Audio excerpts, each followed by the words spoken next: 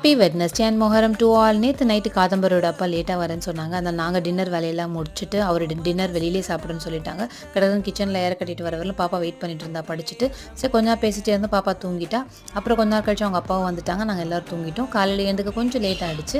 எழுந்தோடனே என்ன பிரேக்ஃபாஸ்ட் பண்ணுறதுனே தெரில. தோசையை ஊற்றிட்டு வேர்க்கடலை சட்னி பண்ணிவிட்டேன் அம்மாக்கும் அப்பாவுக்கும்.